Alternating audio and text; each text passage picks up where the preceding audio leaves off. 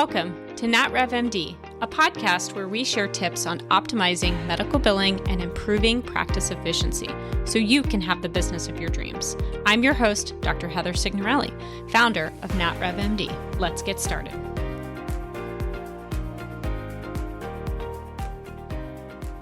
All right, welcome everybody. For those of you who are joining after the fact, this is a live session that we're doing with Dr. Una with EntreMD, and we're going to talk today about a common problem that I think comes across our desk. I know comes across her community as well when it comes to when is the right time to hire people.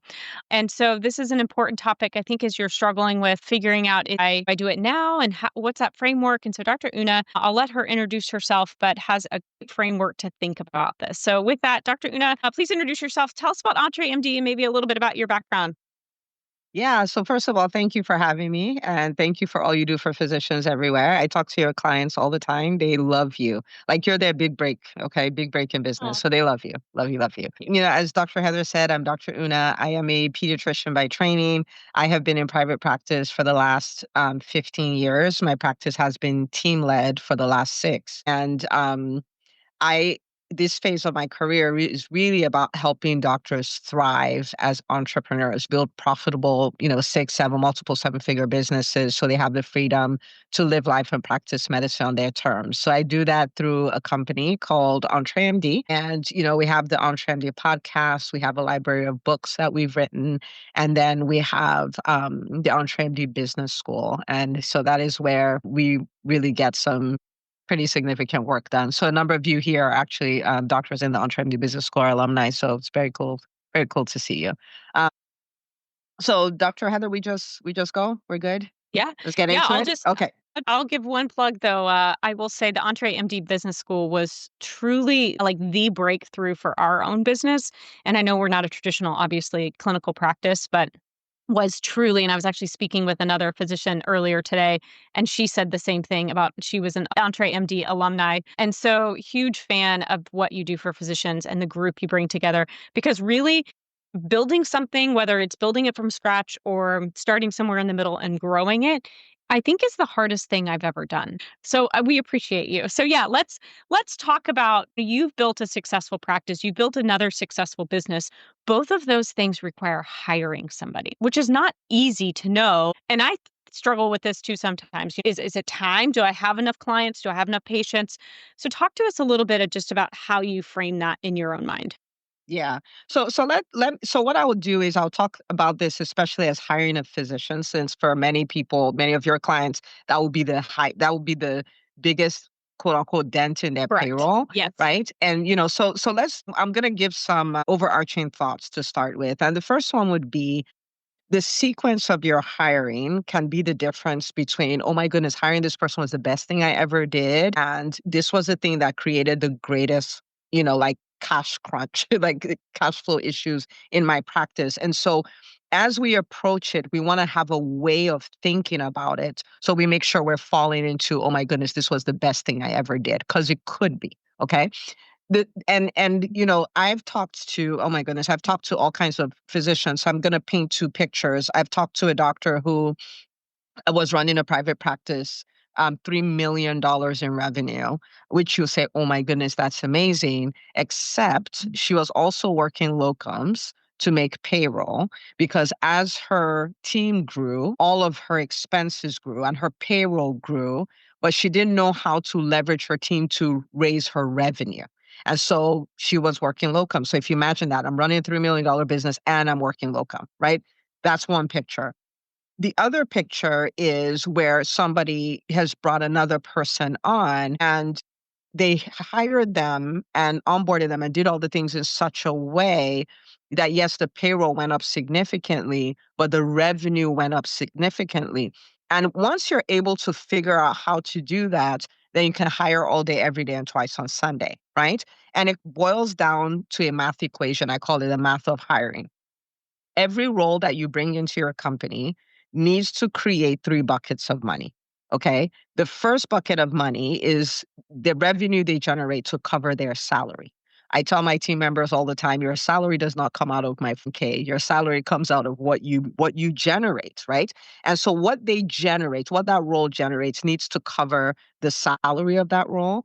It needs to cover the overhead associated with that role, and it needs to create a profit for the practice. And someone may say, well, it's not about the profit, except it is. If not, why are we doing what we do? We can work a job. We don't need to do this. And so this is a true win-win situation. The employee won, the practice won, the practice owner won, right? If you have a relationship where one person is winning and one person is not, it's called a parasitic relationship.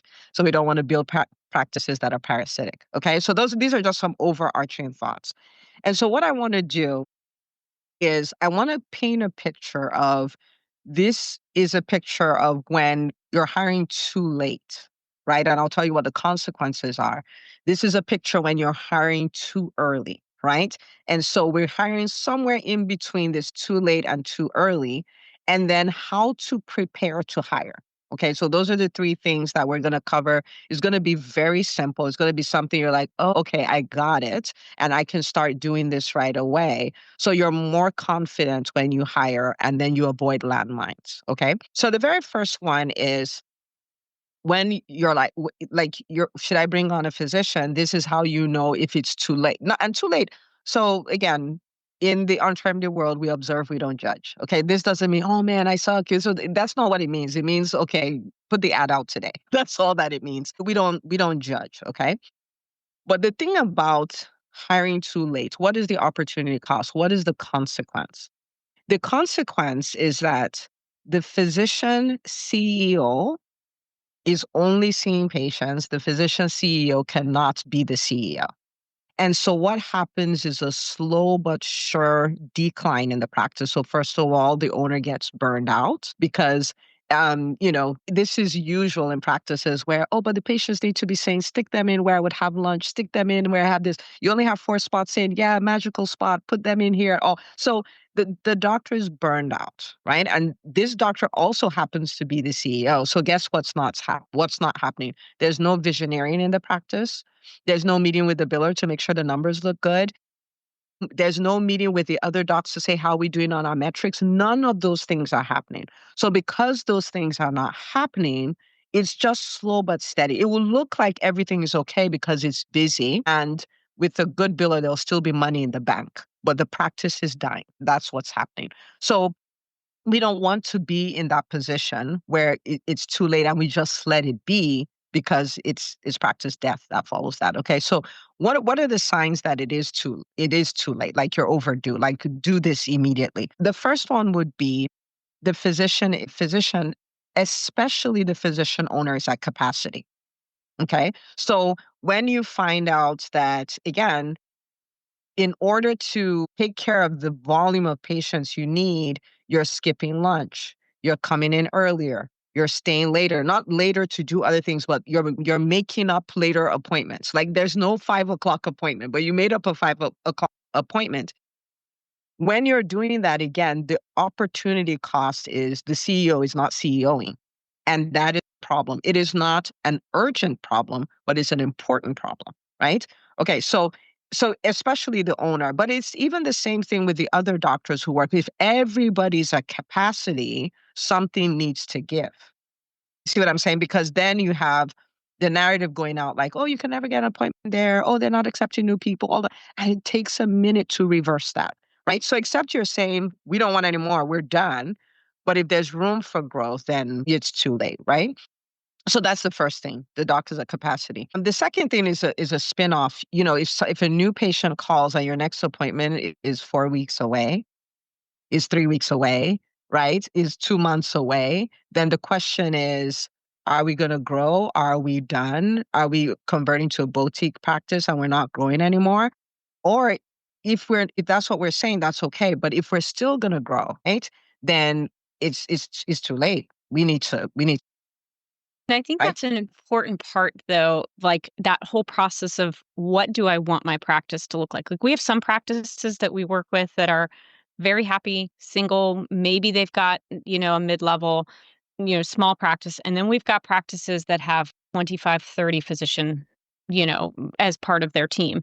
And they have multiple sites and they're opening multiple sites. And so I think having that moment of honesty and clarity of, I want this. And that could change, right? Today, that may be something you've got little kids at home, and when the kids are off to college, that may look different. But I think having that moment to go, okay, what do I see? And then let me solve the problem based on the vision I have. But you again have to have the moment and clarity to have those conversations with yourself. Exactly. You need that. And even with that, even when I find people who are like, I don't want to grow, I don't want to have a big, for instance, I don't have a ginormous practice. I have 3 docs that work with me. I don't have multiple locations or anything. And it's not because I couldn't. Like clearly, I'm business savvy enough to do that, but that's not what I want. But even with that, if you find it's a month out and all of those things, sometimes people in the beginning, because they don't want to deal with what is required to grow the practice, they're like, I don't want to grow it, but it's not actually true. And the reason why I'm saying this is because there are other ways of bringing on another doc. Another doc could look like some doc that wants to work 2 days a week. It takes off that pressure. It takes off that backlog. Lets you get more people. Gives you bandwidth to think, but you're not, like fundamentally changing your practice. Do you see what I mean? Like there are ways of doing it so that way, if your volume dips, it dips to just you, as opposed to now you can't even support you. You know what I mean? So Totally. there's so many ways of doing it, and people may say, well, what if I can't find somebody who wants to work 2 days a week? To which I say, there has never been the level of flexibility in the physician community as there is now. There has never been. So if you want someone to work 1 day a week, I promise you that person exists. 2, 3, 4, whatever you want. It's a buffet. It exists. Okay. So that's the second thing. You have these really long wait times. And thank you, Dr. Signorelli, for pointing that out, because, that's true.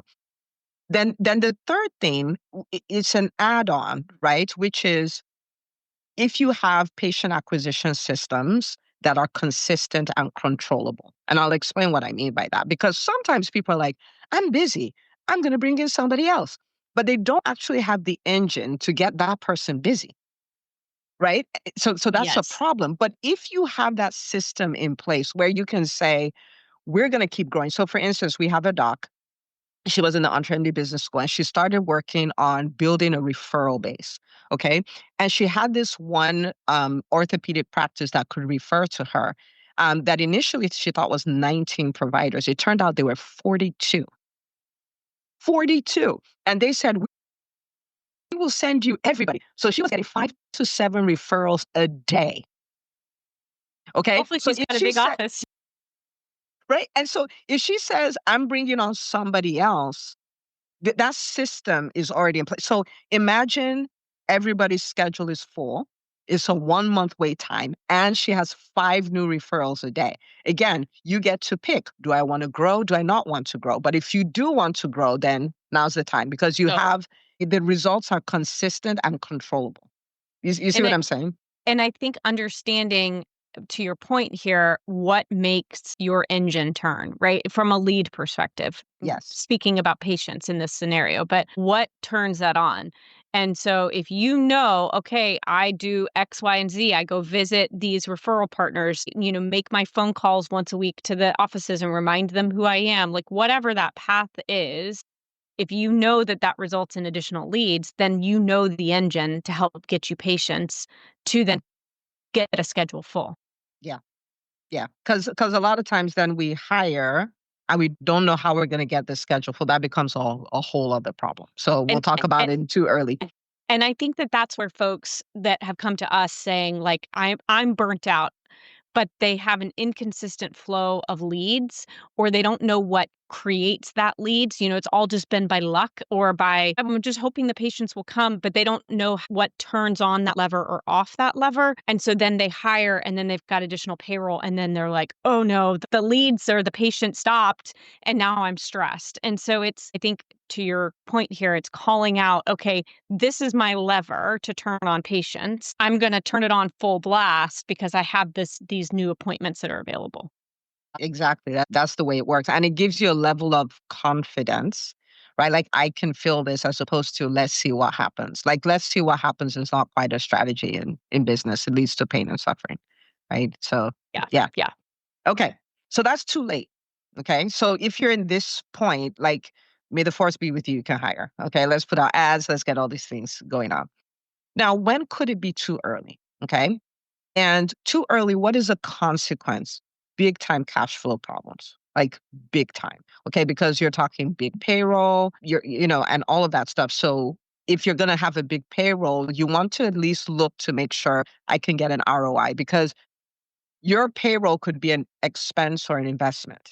Okay. So if it's not generating revenue, then it's an expense. If I put in this number of dollars, I get this out. And of course, his patients first, but we're having a business conversation, right?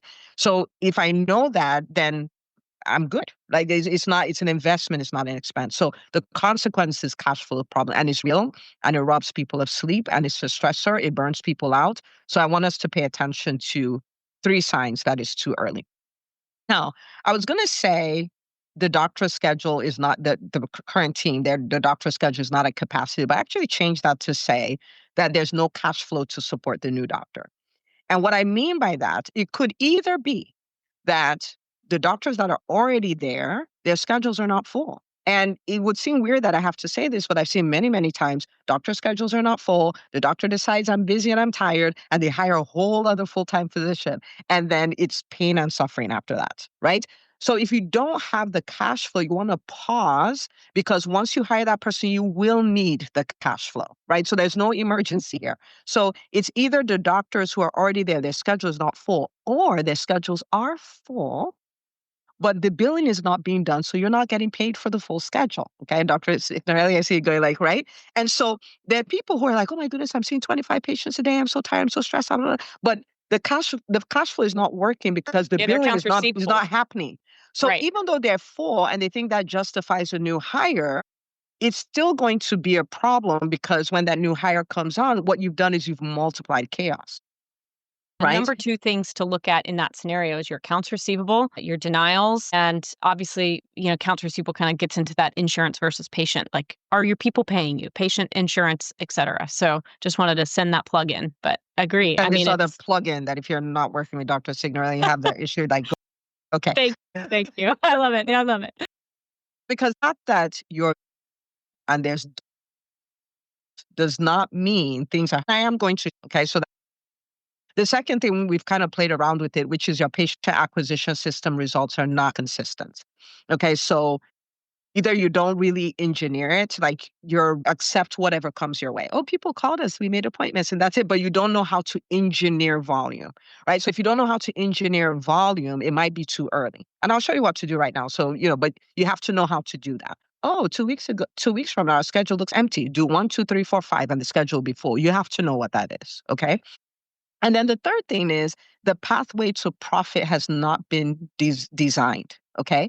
Because again, when you're bringing in a new doctor, you need to know this is the number of patients they need to see to break even. This is the number of patients they need to see. Like these numbers have to be clear in your mind, so that when the person comes in, you know what to work towards. When, for instance, if someone's break even is 16 patients, and I'm totally making this up, and they tell you, I really believe patients need quality care, and I only want to see 2 patients per hour. They have already told you they're not your doctor. Like you don't this interview needs to end immediately because that's not the way this works, right? If we're a concierge and we charge whatever we want, okay. But if an insurance model, no, this is a volume game. But if you don't know, you'll be tempted to say, but the doctor is really nice and he knows like what he's doing and all that stuff. I want to hire him. If you know the numbers, you're like, no way. Like I can recommend somebody who you'll be a good fit for, and that's it. And the So math has to make sense. Like, the math I has to math. has to It make must the math. it must math. So Yes. we have to know those numbers, right? And it could be, quick and dirty numbers, but you have to know the numbers. And so when they come in and they're seeing under and they're excited, you're like, no, we need to have a meet. This is the way this works. Like you don't accept it. Okay. So those are three signs that it might be too early, but they're all fixable. Okay. All right. So I want to be respectful of everyone's time. So I'm going to flip this and I'm going to talk about how to prepare. What do I need to do so I'm ready to hire? I'm ready to hire profitably, which means when this person comes on, they're going to cover their salary, cover their overhead, and create a profit for the practice. Win, win, win. Everybody needs to be winning in this equation. Okay. So number one is to build your patient acquisition system for consistent results. So and it depends on your product. There are many ways. It's like a buffet, but you'll see what works for you. Dr. Heather, I had the shocker of my life yesterday. I had a meeting with my practice administrator. We've always been referral was our number one way of Mhm. acquiring patients. For the first time ever, it was internet, like Interesting. Google and all of those Like things. ads or Well, just like itty bitty ads. It's not, yeah, but it's just like Google profile reviews. That's what they saw, all those kind of interesting. things. And then friends and family referrals. And then Interesting. office referrals was number three. I could not believe it. But Interesting. see, you have to Yeah. know what it is because guess what we're doing now? We're like, these two are one and two. We're going to go optimize those. We're going to go get more reviews. We're going to go beef up our Google business profile. We're going to, put more video testimonials, all of that, facilitate family and friends referring, and then go back to say, maybe there's an opportunity here with our physician referrals. Do you guys see what I'm saying? Like, Yeah. you have to know, what works and build something that generates appointments. For instance, you may have hit a recaller. Like, let's call everyone who's overdue for appointments. And you notice every time we do this, we get 20, 30 new appointments. Then you know what to do. So, if I do these 5 things, 1, 2, 3, 4, 5, my schedule will be full. You have to know what that is. And it's not hard, right? Like you just have to create the list of things, here are the 5 things that I know help get us patients. Maybe Yeah. it's ads, maybe it's referrals, maybe it's, whatever. Just create that list. Obviously having some way to measure that. And I'm a big spreadsheet, big, gotta measure, I in know. order to monitor. But so I think though this is where having somebody who can help you with this or having the time and the bandwidth as the CEO physician Yeah. is really key. And so, because it's hard to do all the things, but you have to have time to do these things in order. It's like you got to have time to monitor the billing. You got to have time to monitor when the patients are coming in because it allows you to be the visionary to say, okay, what is my strategy for the next 12 months? Yeah. And this is also why it's really important. Like hiring is very important because as a CEO, you need CEO time. It can like you can tag it on in the beginning, but you need CEO time. Like thinking is some of the most powerful work you would do, most profitable work you would do for your practice, right? And Dr. Heather, you're talking of a simple way to do it. The way we've done it is on our intake form. We Mhm. have how did you hear from us there? So every 90 days, we can go back and then track it and say, what were the highest things and stuff like that and pay Right. attention to that, Easy right? peasy. Easy peasy. So, so again, you just build like I have these 5 things that I do, right? And a lot of times it's not one thing, it's a combination of things. But when I do this, my schedule is full, right?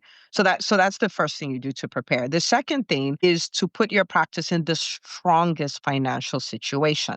Because if it's already financially strained, bringing on a big payroll is only going to push it further. So take a look. Are my doctors billing? Are they coding appropriately? Are they coding all my fees? That's going to hurt you. That means you're leaving so much money, unbelievable amount of money on the table. My billing, is that getting done? Am I having a ton of denials? What does my AR look like? Like you have to know what those things are. If you're able to put away money, emergency funds. So you don't have to choose between fixing the HVAC and paying your people, right? You want to put those things away. Now, of course, there are ideal situations. You may not be able to get to ideal of ideal, but the strongest possible financial situation you could put your practice in so that it can handle what comes with the new payroll. Right. So that's the second thing. Put it in the strongest financial situation. And I know that it may sound, Dr. Heather, I want to do a math thing real quick, right? So Yeah. the difference between a 99213 and 99214, for instance, for on average will be about $35. Yeah. $35. And if you have, I've seen docs do 93% 99213s. I'm like, your patients must be from Mars because there's no universe where this is possible, right? Okay. If you think about it, if this is only happening 6 times a day, where you're billing a 3 instead of a 4, which is, if you're seeing Yeah. 25 patients, that's not a lot of Right. people. That's $210 per day. Per day. If you have 260 working days, that's 54,600 per Mhm. doctor. Yeah. And not for extra And work that and needs to that's be done. that's payable. We're not talking charges, guys. We're not talking like the funny money. We're talking actual The net real money, receipts. green money that goes straight to the bottom line. or if they're not collecting, the biggest thing we see, two areas: eligibility, they're not checking eligibility. So if a patient's not eligible, they're, struggling to get paid on the back end. So just doing eligibility checks and collecting dollars upfront for what patient's responsibility is, man, those two alone could bring you in $30,000, $40,000 a year or more, depending on how big you are. I hate seeing practices with six figures plus of patient AR. It is the number one thing we work with our practices on because it can kill a practice. It really It can. it has killed many practices. Yes. So to that, I will say, don't get me started. Yeah. Okay. Fair. Check. But the strong, and because sometimes the things you're talking about, the copay, the deductible, collecting those upfront, the insurance, like the front desk will say, we were too busy, we couldn't check eligibility. I'm like, then checking in the patient was useless. Scheduling them, like all the things you did after that, they were all useless. Like, but okay, Dr. Anna, hold it together. Yeah. Okay, but put your practice in the strongest financial, right, situation. And then the third thing is define the pathway, that pathway to profit for the physician. Business is an economic sport. And so you may hire because, this doctor has good bedside manner. I think I'll like working with them and all of those things. And the numbers add up, the maths. Like those two things need to be true. And so again, this is how much, about how much I would pay this person. This is how much we get reimbursed per patient visit. This is how many they would need to see a day. This is what I would pay them. So this is the number of patients it would take to break even each day. Like all of these things you have to understand. Of course, it will help you with your negotiations. It will help you with what you can actually afford to give as like as salary, what can be production, all of those things. But then also, that you're not setting your practice up to fail by hiring this person, because people have said, well, this is a really good doctor and they have X number of experience, so they deserve this amount. I'm like, okay, but the math doesn't math.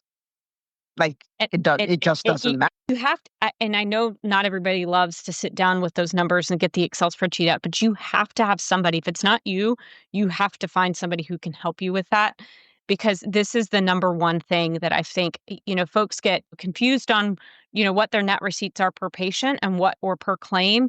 And if you don't need to get down to necessarily what you get paid on every single CPT, just high level is good for most things, but not having that conversation with yourself or your office manager or your business partner is soul crushing when things go wrong. And this is not a hard thing. The math is, and we're talking four or five different equations here. I mean, it's not rocket science, but it does need to happen.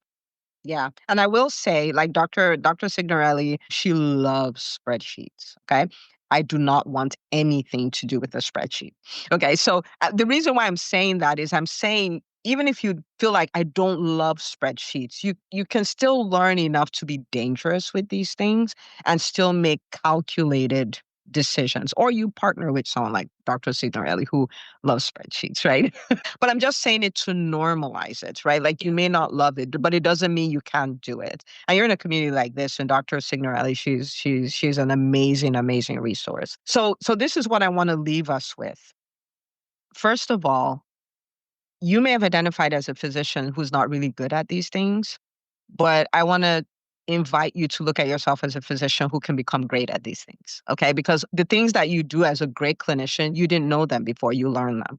And you can learn these too. And as a physician CEO, someone who owns a private practice, you are a physician and an entrepreneur. You are both. And I want you to understand that you can excel at both. You need to learn some things, but you can absolutely excel at both. And the other thing is, if you would these three things, like if you would understand how to build patient acquisition systems, how to put your practice in a strong financial position and define that path of profit for your doctor, you'll be able to hire confidently and you'll be able to lead them properly. Right. You understand how to hold them, give them the gift of accountability and know what numbers to check with them. And when they want to have evaluations and reviews, you know what to look like, and you'll put your business in the best possible state. If you're here and you're like, oh man, I've made all these mistakes, I haven't done this, I haven't done that, it's not a problem. We have the gift of awareness now. And so we can retrace our footsteps and we can start making corrections. In another 30, 60 days, we'll be in a completely different spot. So if you found something that looks like a problem, it's not a problem, it's a project. And we just work the project to make it better. So I love it. I love it. Well, and we'll add to the show notes your website and all the things. But one of the things that I think for us, and again, we had a different business, but the process around solutions was the same when we were in Entree MD Business School. Was really around setting the vision, figuring out what things you need to plug in, and then coming up with the plan. And I think that whole process applied to this scenario is truly like the secret sauce to making sure that the practice does well. And so I'm going to give the shameless plug for Entree MD Business School because it truly helped get us from point A to point B to really, where we are now today. So, because if I remember correctly, like those are the workshops and the real work that was done in order to Yeah. get folks from where they're struggling to where they're succeeding. Because in the business school, what we really focus on, it's four things. The first thing is helping doctors make that transition from physician to physician entrepreneur. It's a completely different way of thinking, right? Whether that's how you manage your time, how you set goals, how you visioneer, all of those things. And then the second thing is how to build a dominant brand. Like, how do you become a magnet? And we're not talking just photo shoots and all that. That's not what we're talking. Like, how do you become the number one brand? How do you become sought after? How do you create these long wait lists, and all of those things? The third thing is how to create revenue. Like, I mean, business is Shocking. helping people in a profitable way. How do Yeah. I create revenue? How do I engineer revenue? How do I take my business to seven figures, multiple seven figures, all of that? How do I do that? And then the fourth thing is how to build a profitable team, which we alluded to quite a bit here. Like, how do I build a team? But when I'm bringing people on, it helps me serve more people and create more time freedom and more financial freedom. Not like the doctor I talked about who was doing 3 million in revenue and then doing locums, right? Like, so these are the things we focus on.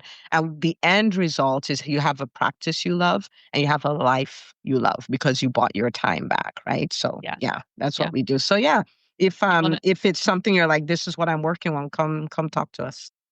We'll leave those in the show notes. And thank you so much for being here. And we'll talk to you next week. Thank you for having me. Thanks, guys.